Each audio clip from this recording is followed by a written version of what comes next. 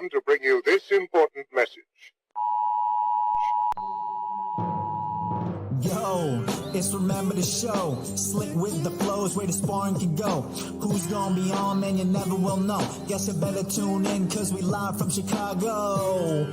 Bilal Muhammad, that's the king of the tweets. Jason Anik looks like John, step his hands to his feet. Every Thursday, we gonna give you a treat. It's Remember the Show, hit play and repeat. And retweet, and retweet, and retweet. And retweet, it's Remember the Show, hit play and repeat.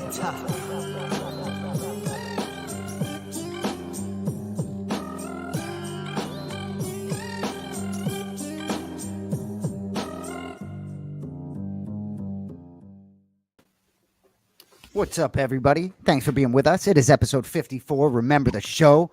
Big fight week.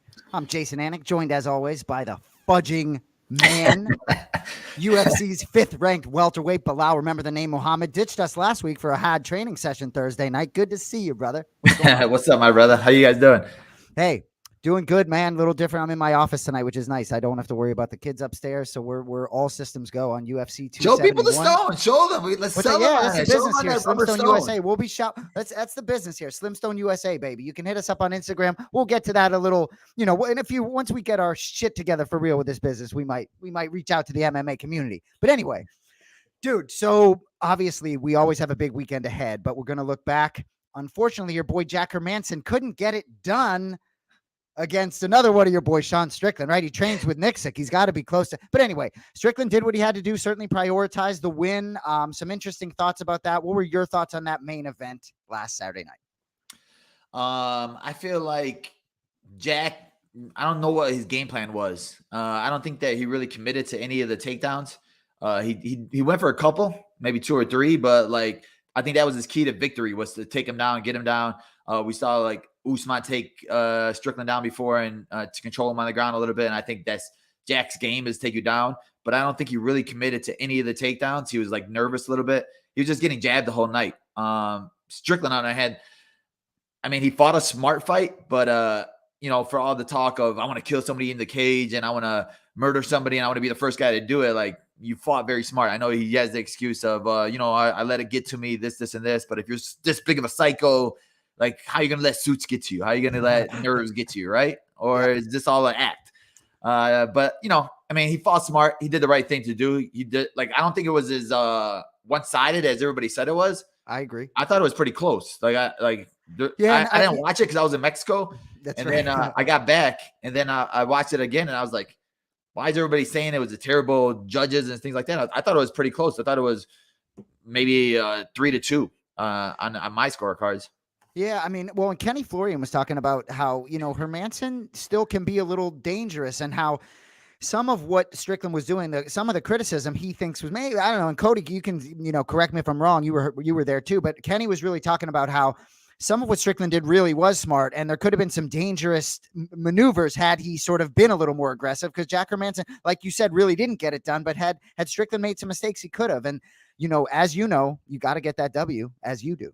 Yeah, the point is, when you get to that level, when you're fighting top five, you have to get the victories, because you're 1 win away, 2 wins away from the title shot. So, like, I know he says that I don't care about title. I just want to go in there and kill. Thank you, my brother Otis. He said that I don't care about the title shots. I don't care about none of this stuff. I just want to fight. I want to get my paycheck and go home. But he obviously does. If he was going to play it like that, like you had to come up with a good game plan for that. And we know Eric Nixick is one of the best guys at coming up with game plans. I feel like he was very smart with not moving forward. He usually moves forward, and a lot of those times when you're moving forward, you could get taken down. If you get knocked off balance, and that would probably open up some doors for Jack to shoot on him. He did a good job of being lateral with his movement, not getting stuck on the cage. So Jack couldn't really find a rhythm of how to take him down. So then at that point, you have to just start throwing bombs and start throwing strikes at him. I felt like Jack was trying to hurt him more than Strickland was. Strickland was landing the jab. If it's not broke, why fix it? But I thought he won. But like I said, when you're talking about all this, I want to kill you, this, and this, and you go out just winning a fight with the jab, like you got to start changing up the way you talk about fighting. Well, and his name is not going to be discussed this weekend as much as it would have had he done something special. So it's going to be the talk of Cannonier and Brunson, and maybe that's the next opportunity. But I don't think it's going to be Sean Strickland. Yeah, that's the big thing too, where he could have probably skipped the line just because of his attitude, the way he talks. People want to see him. So when you go out there and if he would have got a finish on Jack, for sure he would have been next in line. Now it opens the doors for these guys because Derek and Jared, they're not really talking. They're not really promoting the fight, I don't think, enough. I think that for sure if Derek wins, he should deserve the title shot, especially because he's on a big streak right now. He's beat some huge names. Yep. But I feel like both of them need to start pushing him more and saying like, yo, we're next in line. We're fighting on this card because the winner of this fight's next in line. Like you can't just assume that that's what's going to happen. Like you have to force it. You have to push it. And I think both of them need to start doing that or get on the mic right after this fight and really call for it hard. Did you happen to catch any of Nick Maksimov, Punahele Soriano, or did you watch it back? Yeah, I watched that fight, man. God. So first, well, I want to touch on both of them, but Nick Maksimov, right? I mean, I was real impressed. I think he's going to be a real problem. I really do. But Puna, man, it's like if I can't imagine being higher on a guy coming off 2 losses. Puna is a killer, and these guys really have to you really got to be ready to go in there. Brendan Allen was ready to go, and I just think I think when we look back on these 2 losses to Brendan Allen and Nick Maksimov, they're going to look back favorably on Puna. I think Puna won. I like it, but Puna was incredible and got injured in that fight. I can't say enough about him. I think he's incredible, even in the loss. Yeah, especially coming off of a loss to fight somebody that's undefeated. And with a hard style, Maksimov, you know what he's going to do. He's going to go in there, shoot on you 25 times. And those are the hardest guys to fight because that's all they're going to do. They're going to keep shooting. And he's very good at it too, where he'll transition from one takedown to the next takedown. He doesn't get tired. He gets on top of you and he keeps bull rushing with that. Puna had a couple of great takedown defenses in the first round. And, his corner was telling him, don't reach over. He kept reaching over to the crotch. And sometimes you get stuck in that position. And I'm going through that now with a couple of my fighters that I'm training with, where they'll do that when I'm shooting at them. I'm like, bro, you're allowing me to hold you down. I want to get to the ground. Like, you're a knockout artist. You should be standing up the whole time. So you're pushing his head away. You want to get his head on the ground, make it uncomfortable for him, make him pay for it, taking you down. If I'm going to grab you from your crotch and we're stuck there a little bit of stalemate, I'm catching my breath and I'm figuring out how to get my arm across and then make it a scramble. And that's what Maksimov was good at. He was getting in those spots. Puna was allowing him to get that scramble. Then Maksimov will end up winning the scramble. And Maksimov did a great job of doing that. And especially for a guy that trains with the Diaz brothers, he has the exact opposite style of him, where it's funny because, you're sitting there thinking that, what is Nate thinking about this fight? Because Nate's always making fun of wrestlers and GSP and Nick's always making fun of them. But, he has a great style and those wrestling wins fights. And he does a very good job of it. And I'm sure that he's going to grow too because he's very young in his career, very young in the UFC, and he's only going to get better from here. And like you said, losing to Brendan Allen and him back to back, I don't think it's going to hurt Puna. I think it's only going to make him better, make him stronger with who he fights next. I agree. Nice win for BA on 3 days rest. And then on the mic, he's like trying to steal your desk gig. Yeah, I'm sitting there looking at him like, bro, what are you on right now? Like me right now. He don't wear suits, so we're good. I look better in a suit. So exactly. Even if you got Crocs on your feet, you're good. So much to talk about with UFC 271, Mr. Mero. We might as well roll into the Bix and we'll chop it all up in there. Let's go.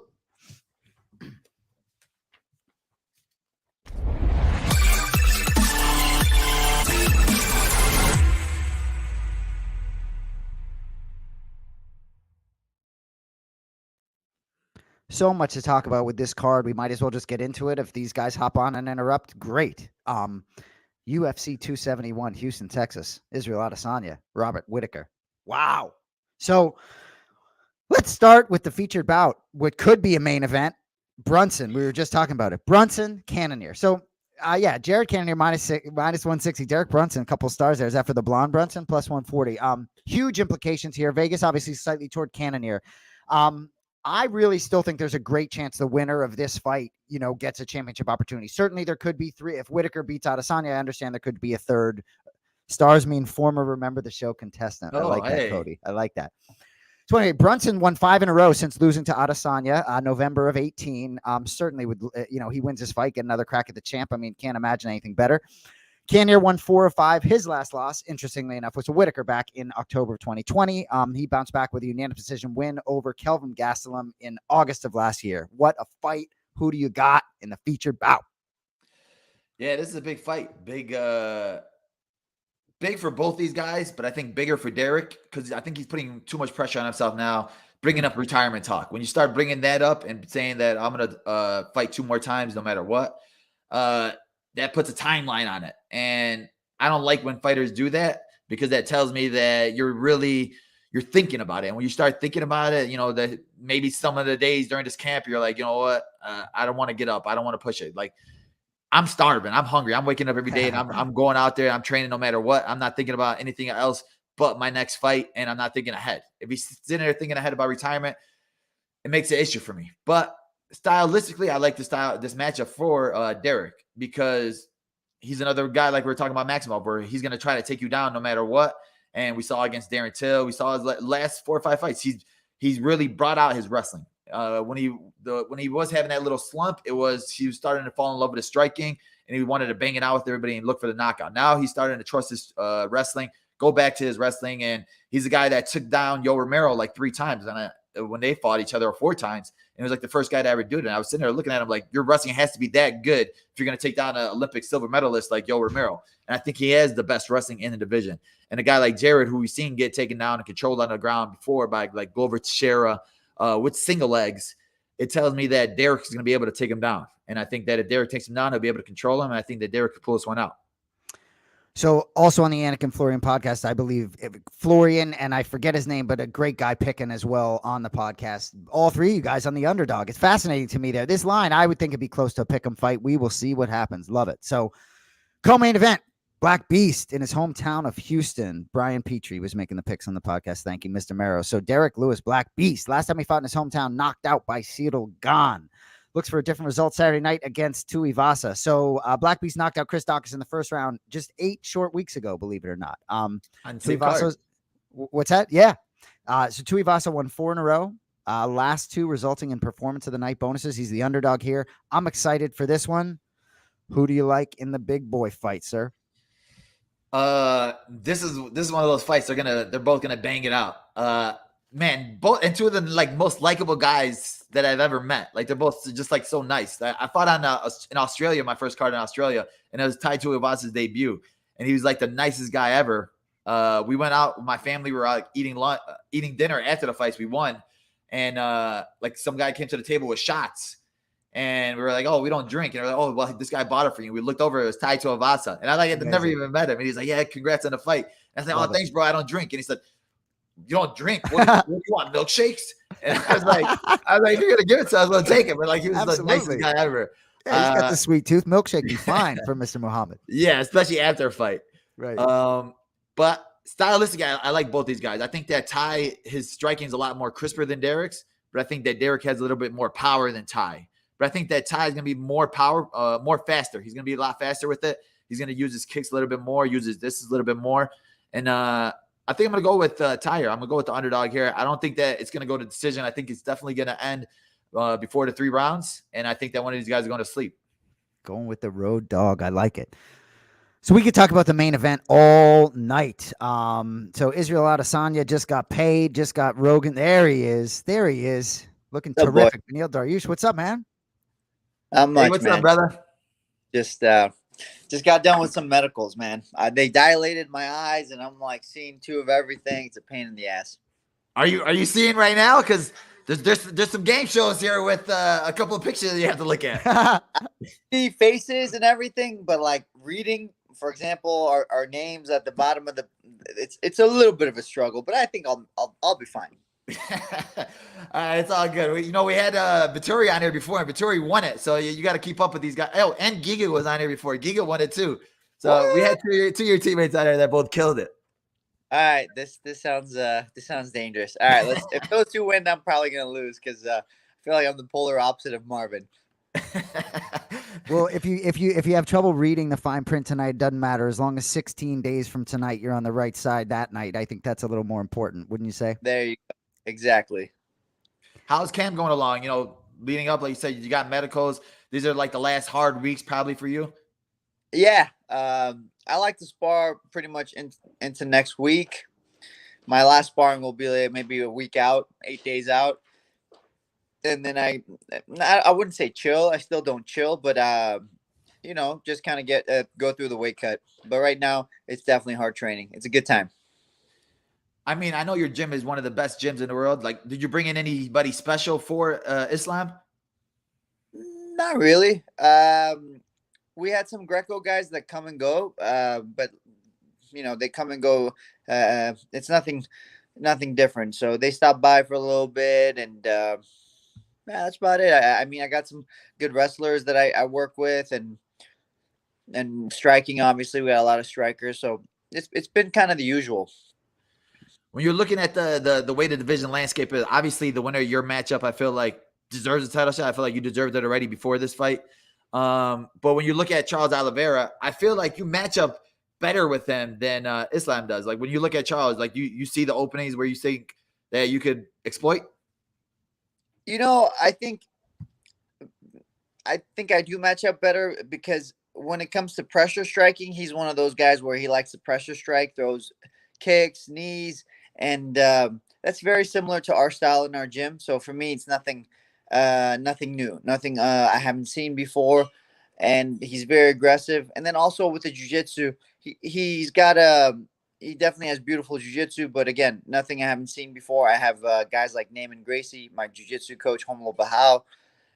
It's just a lot of the things he does I see every day. So yeah, I do feel like I do match up with him pretty well. But first things first, focusing on Makhachev. Speaking of, let's look back a little bit. I want to look at. I was talking to people about like rematches, and you're one of the guys that had a rematch with Diego Ferreira. How do you think this rematch with Israel Adesanya and Whittaker goes? Like, do you think it's going to be like polar opposite? You think that you learn something from rematches and you come with a different game plan?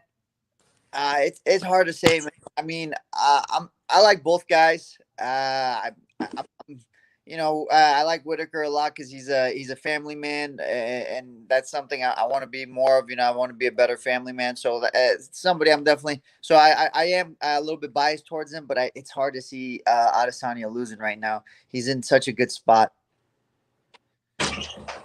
Rude boy, Randy Brown. What's up, brother? Yo, what's up, fellas? What's up, Randy? Man. I can't see that well. My eyes are dilated. I was like, who's this guy? man. Benny, what's up, man? How you been, bro? Good, brother. How are you? Good. I feel like we've made it, bro. We're on the show. That's it. We made it. You guys were definitely going to be invited on the show. I'm just glad you guys answered the DMs. I get shunned out by so many people, and I get so depressed. And I'm like, I tell people, you get anxiety because you're trying to find people for the show every week. Bilal, I would never. You want to get people to respond. I would never. I tell you what, though, we fought one time and you beat me up. I'm still not over it. So when I looked at the DM, I'm like, should I answer this? I don't know. So we're just talking about it. It's like the 5-year anniversary of our fight, and I'm like, that's crazy how it just ended up like that, where you're on the show. 5 years ago tomorrow, you looked like a couple little boys. I watched it back today. You guys are so. I mean, Randy, that's a different fighter you are back then than you are now. Whole different cat, right? I mean, both of us, man. Both of us. We've come a long way. I had that skinny, long neck, big old head. Bilal chasing me around the octagon. But how you're going? How's the toe going? Are you back to training? Are you back to normal now? Yeah, man. I'm fully healed officially. Cleared by the doctors and ready to go. The surgery was pretty bad. They had to do some reconstructive stuff in there. Had to go in there and pull some tendons back and reattach some tendons. But now everything's good. I'm walking and I'm almost over with PT and all that. So running, jumping, and we're all good to go. Nice. And you still training in New York? Because I see you've been to Kings MMA before, right? You like to get around to different gyms? I wouldn't say too many different gyms, but yeah, for sure. I'm in New York. I bounce around in New York. Sometimes I go up to Philly. I've been to Kings to check out my boy Benny. I got some good work with those guys over there. I plan on coming back in a few weeks, actually. So hopefully I see them down there. Yeah, that'd be great, man. Training's always good when you come down. This guy, he comes and does the sprints. He does everything. I'm like, wow, because I got guys that have been with us for years and they still don't do sprints with me. But this guy showed up, did everything. So I was very happy. Yeah, man. You guys were like so welcoming and it was like family down there, man. And I appreciate that. It's like family except for Fridays. Fridays is a little bit. Fridays, everybody's trying to kill everybody. Yeah, exactly. Friday's hard sparring day? hard sparring day. Yeah. How many days a week do you guys do hard sparring? Just one day, or is it multiple days? It's one day hard sparring, and then Tuesdays is small glove sparring, focusing on grappling, and then Mondays we do a little bit of a lot of drills, and then maybe a little bit of some specific sparring, but not hard sparring. I would say just Fridays is the Mortal Kombat. All right. And Randy, you got anything in the books right now, or anything you're looking at? Actually, I just spoke to the UFC this morning. So we got a fight coming down the pipe, and yeah. Can you? Nah, not yet. It's not ranked? official. It's not official, but it's a good one, y'all. Y'all are gonna love it. It's a banger. I'm gonna put on a great show out there for y'all, man. Nice. Yeah, for sure, brother. Like I said, I was telling people all the time, like, you're getting better every single fight, and then especially that last one, there was just like a different comfort level to you in the cage. Like, you just felt like you were just in your playground, where it was just like nothing was bothering you at all, except for my toe. Yeah. I was working that card, and I was like, man, there's something wrong. Why do you keep stepping on his foot? I was like, there has to be something going on with his foot, and I was like, what the heck happened? Yeah, man, it's I couldn't move the way I wanted to move, but the level of comfortability, man, in the octagon now is just, I've been through it, man. People have seen me grow in the octagon. They literally watched my career. I got to the UFC at 6-0. I was, like Jason just said, a little boy, you know what I mean? And I didn't know what it was and the magnitude of being an MMA fighter and what it took.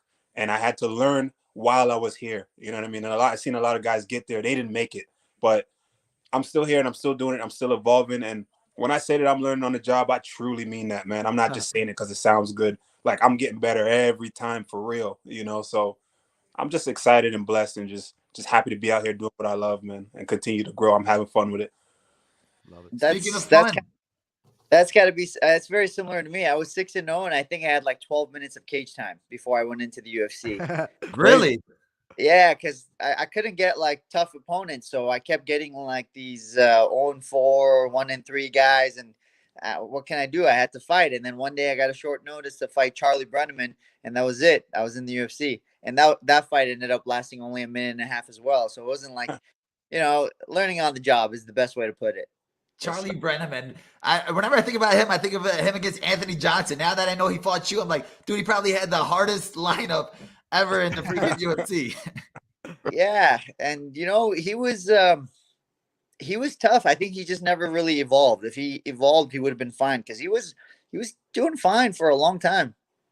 Yeah, I mean, he had a great wrestling background and everything like that, but like you said, you got to evolve. You got to have a piece of everything in this game nowadays. Yep. But speaking of the nowadays, let's go to the game show right now, Cody.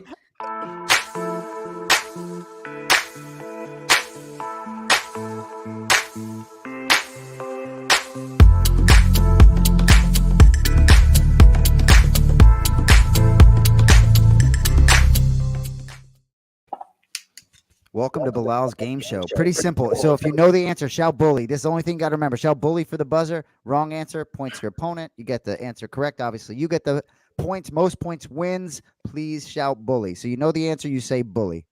Good luck, boys. Now, we're not sponsored by Tesla, so you guys don't get a Tesla prize. Did you ever get your car back, Beneil? I got the car, yeah. Well, my wife got the car, and she's very happy. Let's just put it that way. All right, these are the categories for today, guys. First category is name scramble. These are just fighter names. Letters are scrambled. Should be easy to come. Not for you, Beneil, with dilated eyes. Like the smartest guy on the roster versus one of the densest guys. Come on. He dilated his eyes right now. Bro, I can't. Bro, I'm never going to do this. Who posted it? This is their Instagram. They posted on Instagram. You have the picture of two faces on there. You just have to guess which one. It's a 50% chance. 50. Right there. Okay, that's fair. Face mash. Now, these are the hard ones. These are two fighter faces mashed together. You got to tell me which two fighters they are. And then last one, nickname is the game. You get the fighter nickname. You got to tell me whose nickname is it. All right. That's actually. Beneil, you were on time. You were here first. So I'll give you the pick at the first category. Let's do nickname for 300. Nickname for 300. Okay, he's going big. Bam Bam. Bully. Randy. Brian Barberina. You know what? It is. It is. It is, huh? So he It gets is. the It points. is Bam Bam too. So you do get the point. Wow. I forgot. Wow. There's a lot of Bam Bams. Wow. But Randy, you get the points. So you pick again. I'll do face smash for 300. 2 fighter faces here. Fully. Randy. That's that's Robert Whittaker. And Israel Adesanya. Got it. Oh man. Come on, Beneil, you're losing here. Bad. I'm trying. I'm struggling here. You're up, Randy. Who posted it for 400? Who posted it for 400? All right, these are good ones. Was it Islam or Cowboy? Cowboy. No, Islam. Islam. Beneil said bully. I'll say Islam. Ding, ding, ding. You get the point. Come on, man. You got to say bully. We're back in the game. Bang, that was a big 400 right there. You're up, Beneil. You pick good. Dude, his facial expression on it is hilarious. Let's go. What do we got? Let's try name scramble. Name scramble. I can't really see, but let's try it. 200.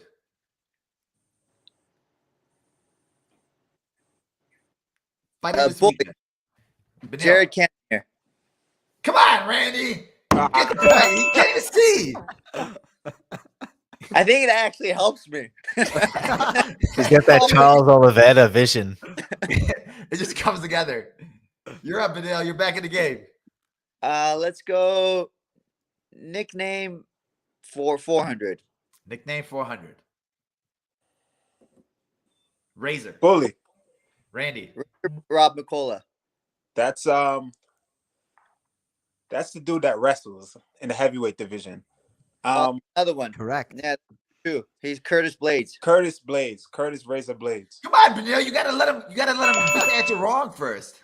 Wait, Rob McCullough was right too. He said bully. I said bully too. Oh, this is tough. Cody Mara might have to. That was the first one. All right, you'll get the points too. Razor Rob McCullough. There you go. You were old school with that one though. Yeah, that was old school. All right, I like it. 1,000 each. They both got the points. Beneil, you pick. Shoot. Let's go face mash for 200. These are not easy for me. Face mash 200. Randy. That's Derek Brunson and the Black Beast. The Black Beast. Come on, Randy. Get in here. Points I was for gonna say Beneil. Rollins, so it's not like I would have got it either. Well, you got the points for nothing. You go again, cool. Beneil. Let's do nickname for 200. Nickname 200. Bon Gamin. It's Bully. Beneil. Cyril. Dude, there you go. Good Yeah. man. Okay. They See, never you say know that guy's what you're talking nickname. How the hell you know his nickname, bro? No, I just Yeah. said French. I mean, it sounded French too. Let's go. Nickname for 100. about. Nickname 100. The Olympian. Bully. Beneil. Mark Madison. Boom. Come on, Randy. Yeah, he's starting to run away I'm with getting it. cooked up. I'm getting cooked up here, bro. You just got warmed up. You're I'm up, about to Beneil. just go big next one. Let's go. What is this? I can't even read it. Who posted it for 300? Okay, these are good ones. Who posted it for 300? I can't even see. So it's over. Make it a little bigger. Yeah, you're gonna have to make that way bigger. Either Nick Diaz or Sean O'Malley. Nick Diaz. I I didn't hear bully. Bully.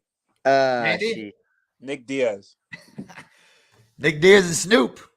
You got it. Yeah, I would have got that wrong anyways. Nick Diaz looks gone there. I just looked at his legs. Yeah. Yeah, I was gonna sit there. I was like, if you look at the body for sure, you're gonna know it's Nick. Diaz looks You're up, photoshopped. Randy. Doesn't he? Doesn't he look photoshopped? He does. He looks high as hell. Dude, he looks gone.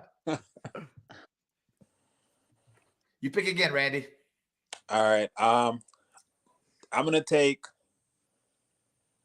face mash for 400. Why? Nice 400. We got a tie game here. Yeah, good ball game. Dang. What is that? I don't know. Oh my god. This looks like one person, bro. This is two people. I'll give you a hint. This is two people from Kings MMA. What? Oh, I think he's from the Goonies. let's go, Bully. I'll say Giga and Marvin. Oh, You got it. That was a good guess. wow. Something's from King. Who else is it gonna be? It ain't gonna be. Oh man. They should never have a kid. You're up now. Let's go. Name scramble 300. Name scramble 300. Bully Bobby Green. Boom! Come on, Randy. Can't see. I'm telling you, it helps. Everything's like moving around. You go again. Let's go. Who posted at 200? Who posted a 200? I feel like I'm hurting myself with these. Bully. Bully, yeah. Randy. This is definitely Kobe Covington. Yeah, I don't think Masvidal would It's post definitely his vibe right there. I was thinking the robe. I was thinking it would trick you a little bit. But yeah, the women, it was definitely Kobe. That robe ain't Versace. that. Yeah, That's a good point. You're up, Randy. I'm gonna take. I suck at name scramble, but I'm gonna take name scramble for 400. You're going big here. This is big. He rubbed his eyes. Oh, Bully. Randy. Oh, actually, damn. Come on, Randy. I don't know. It's Fighting this weekend. Andre Arlovsky. Oh, that was big. We got a ball game. I don't know how Beneil feels about that hint, but hey, I like it. Let's go. That was a big one. Come on, Randy. 100. You're up. All right. 300 who points posted left. it for 100? Who posted it for what? Oh, Bully. Randy. Only reason I know this is because I saw it today. That's the homie, Marab. Dude. I would have got it wrong anyways. Yeah, for sure. I thought you were definitely going to say Ali. Yeah. We got a tie ball game with 200 points on the board. This is 200 points on the board. Oh, Tie let's ball go. game. This is the closest game we had. We had some barn burners the last couple weeks. Right? You're up, Randy. I don't like this. Me neither. Face mash for 100. Face mash for 100. Bully. Randy. Tai Tuivasa. And what's the new kid? It's the new kid on the block. Patty. Your name. Patty Pimblett. Oh, Nice. close. Good. This is it. It comes out to this point right here, Randy. You win this game with this one right here. Name scramble. All right, I suck at this. Bully. Robert Whittaker. Oh, I love it. We got a tie. Love it. It's all Oh, good. I'm sure we got a tiebreaker all queued up, right, Bully? There's definitely a tiebreaker queued up. Dang, what are the chances? That's crazy. All right. Tiebreaker queued up right now. Good shit. First tie. The tiebreaker is you have to spell Nurmagomedov. Who wants to take a chance? Bro, there's What, no dude? get that.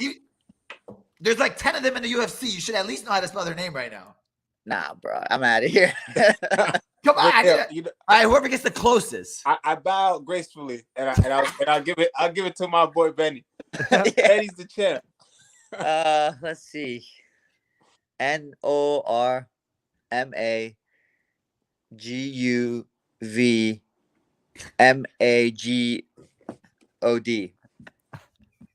It's a You know what? Beneil, you win for attempting it. You're way Seriously. off. We gotta Wow. write You down. did great. We gotta write down that spelling. That was incredible. Dude, that was. I gotta go back and listen to it and then write what it was. Bro, we was way fight off. people, bro. It's not a spelling contest. We fight people. It's all right. But Hey, you love it. guys want to make it a tie. That was too close for it. But Yeah. Beneil, you get the victory. The floor is yours. The floor is yours. We got, what are we, 19 days away? 16 days away? 16. Let's go. Oh, 16 Benny. days Let's away. go. 16 from I tonight. know this win means more to you than that fight, but, we'll put this on the platform right now, right ahead of it. So it keeps the momentum going right now. Exactly. I like that. You got to keep that momentum going. Hey, I appreciate both of you guys coming on. Hope you guys had fun. Thank you guys. Hang on, Thank you for coming on. bully. I got a real again. tiebreaker. I got a real tiebreaker for you. Trivia. Uh-oh. Trivia question. Okay. That works. Middleweights clash this weekend for the title. Who has the most appearances in the UFC at middleweight all time? All time? All time. Total fights. All time or between the two middleweights that are clashing? No, all time. Total fights and wins. Robert Whittaker? It's probably Anderson. Both wrong. Keep guessing. Game is destined to be tied. Um, Now I'm curious.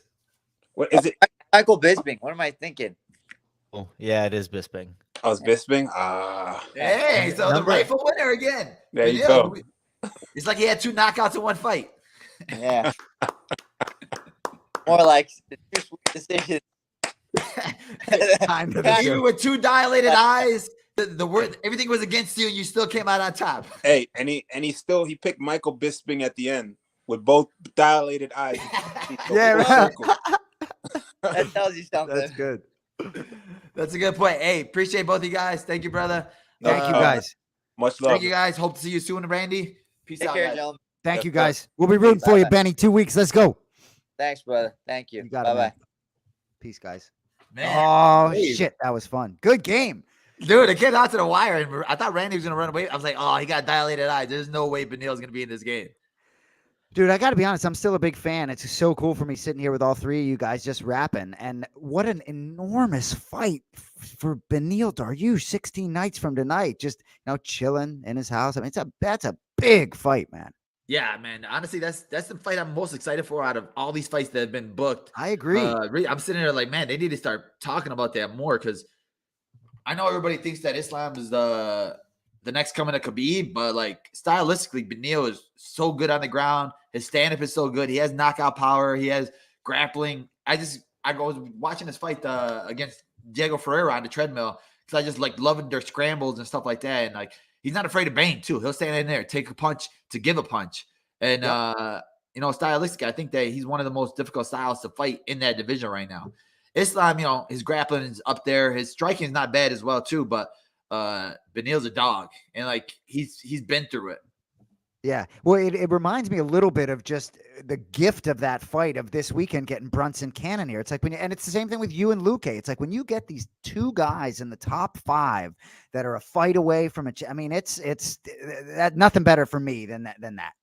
Yeah, and it's funny because I was just last time when I was in Vegas, probably like 3 months ago for the Fan Expo. And Beneil was there too. We trained a little bit, and he, like I said, it's such a nice guy. He trained with me, and he was just sitting there like, yeah, I mean, I just want to stay busy. I want to fight. Like, I was expecting him to say he wants a title shot or anything like that. He wasn't cocky. He was just like, I'll fight Gillespie just to stay busy. Like, I don't really care about rankings or anything like that. I just don't want to sit on the sidelines. And it was just cool hearing a guy like that who deserves a title shot, not crying for it, and not afraid to take on the next toughest guy, which is Islam, where everybody's afraid to fight him. Yep. All right, we got to talk about the main event, UFC 271. I'm really interested to talk to you about this one. So I know you're rolling with Izzy. I saw your Instagram post. Bob Whittaker, stole your Instagram idea, talking through one of his fights. So I know you're a little sour toward Whittaker. But so just what Whittaker's done, he stayed busy. He beat Till, Cannonier, Gastelum since losing to Adesanya. Obviously, what happened with Adesanya, I can't. If that rematch is going to proceed somewhat like it did before, maybe I don't have a leg to stand on, but Whittaker at plus 230, he's a very successful Ultimate Fighting Championship fighter. That's a big number in Vegas. Adesanya, for me, he got the big contract. I think he's as dangerous as they come, but to me, I think this fight could be close. I'd love to see how it plays out if Whittaker wins, just because I think it'd be a lot of fun for the division. How do you see it going down?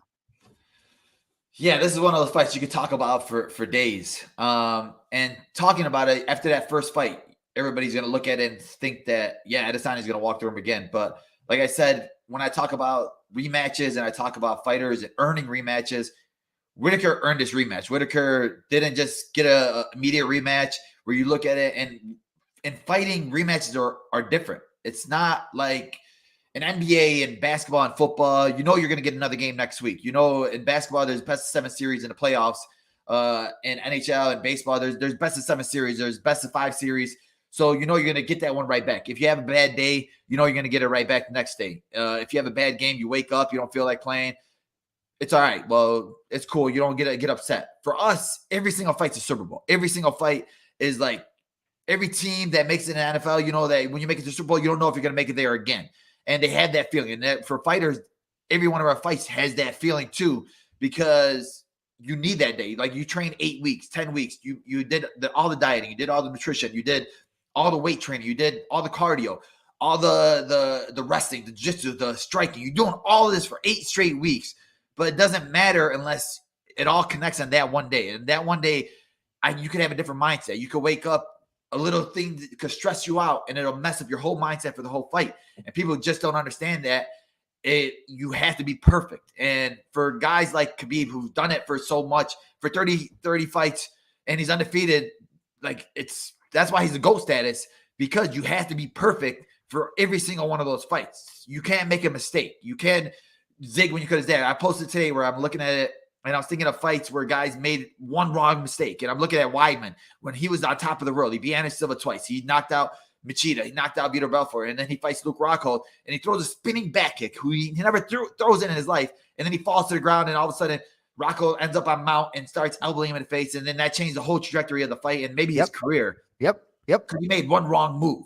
Yep. And with fighting, you can't make one wrong move. You can't make one slip step. I know. Yeah, Giga slipped recently, and it really flipped that fight, I thought. It literally, yeah. In that first round, he looked good. He looked fast. Everything was going smooth. Korean Zombie against Yair. He had that fight won. Yep. He went for the hug, and then he could have just sat there for the last 10 seconds, moved around the cage, won the fight. Nobody would have said anything, but he won. He wanted to bang it out, and all of a sudden you get knocked out with 1 second left. And that's all people remember is that 1 second, that one punch that knocked you out. Whittaker, I feel like that first fight, a little bit emotional. That was one of the biggest gates in history. It was in Australia. All the pressure's on him. And, being a champion, you're fighting this new guy that's in the UFC, this new dog that everybody thinks that's going to walk through you. And there's obviously going to be pressure. You're in your hometown. We've heard Derek Lewis say that he hates fighting in Houston. Because when you're fighting your hometown, everybody wants tickets. Everybody wants to ask about you. So when you're running the card in your own country, everybody's going to want that. You're going against a New Zealander where you're going to be fighting them. Those are your enemies over there. Those are the other people. So it's all different. And I think that as we've seen with this Moreno fight against Figueiredo, their rematch, where you look at it and 1 second, you look at the rematch and it was way different. Where the second fight, Moreno walked through him. So you're thinking his third fight, he's going to walk through him again. But it's not, because maybe something changed in his whole mindset. Maybe that one day he didn't feel right. And this second fight, this third fight, you look at it, Figueiredo dominated him where he looked way better. And fighting is always going to be different. I think that this fight is definitely going to be different. This fight is definitely going to be a change. I don't think it's going to be a quick knockout. Whittaker's felt his power before. Whittaker felt rushing it a little bit, how it hurt him a little bit. Now Whittaker's seeing that he has a little bit of weakness when he gets taken down. Jan took him down, but we've seen Vettori try to take him down. We've seen other fighters try to take him down, but Jan was successful maybe because he was a lot bigger. Maybe Whittaker put a little bit more muscle on for this camp, and he knows that, all right, if I do take him down, I have to try it this way. Vettori took him down, and he swept him, and he got mounts in him. So you can't come out there thinking that my only path to victory is definitely taking him down. Izzy's terrible on his back, because Izzy showed that he does have jits. He does have scrambling ability. He does have get-up ability. I just think that Whittaker's striking, he's going to be more patient this fight. And I think it's definitely going to go 5 rounds. And you've seen guys who's fought Israel where they've taken a safer route of not wanting to bang with them. Guys like Yo Romero and guys like Vettori, where Israel will go at your pace. He's not going to sit there and move forward or get into chaos with you unless he has to. he can sit on the outside with you and make it a boring fight, and it doesn't bother him at all. He knows what he has to do to win, and he usually knocks guys out when they try to rush him and bull rush him and make them look bad because they're trying to bring the fight to him. But if you're a guy that wants to sit back, obviously you could go for a boring fight. And I'm interested to see which Whittaker tries to show up and which Whittaker game plan he comes up with. Do you think Whittaker is going to beat him on Saturday night? Do you think he's going to beat the champ? I don't think he is. I think that Israel's Adesanya going to wins the be too good. I think Adesanya is too good, but I do think that he's not going to get walked through. I don't think that he's a 2-1 underdog. I think that it's a lot closer, especially because he's gone through the top guys in the division to get to this level back here. He went through Calvin Gastelum. He went through Jared Cannonier. He went through these guys. He didn't sit back. He went through Darren Till. So, he didn't sit there and say, I deserve this title shot. I defended my title 5 times. I want the immediate rematch. He was like, you know what? I'll get better. I'll grow from it. And he grew those last 3 fights. And I think that it's going to show this fight. And I will say, I got so much respect for Adesanya for taking that fight against Jan and not really worrying so much about the and getting that loss and then just keep rolling. But I can't, what a night with these 3 fights. I can't wait, man. UFC continuing to deliver as usual. And your fight creeping. Your fight. We're getting up there. We're starting to pick it up a little bit too. And I get it all the time, where I was just talking about rematches and earning rematches and people sitting there saying, "Oh, you don't deserve this rematch. Luque is gonna walk through you." And I'm sitting there like, "Bro, I got my hand raised 10 times since that fight." And girl, like you said, even from that Randy Brown fight, like you said, like just looking at my body type, looking at the way I fought, we've grew. So 100%. And the fight makes sense for Luque, and Luque deserves the rematch with you as well. It goes both ways. Exactly. Remember the name. All right, everyone. Anyway. Enjoy the fights this weekend. We appreciate y'all being with us Thursday nights. We'll be back again next Thursday night for our director, Cody Merrow, and the 5th-ranked welterweight, Bilal. Remember the name Muhammad. I'm Jason Anik. We'll see you next Thursday night. Appreciate it. Later. Peace.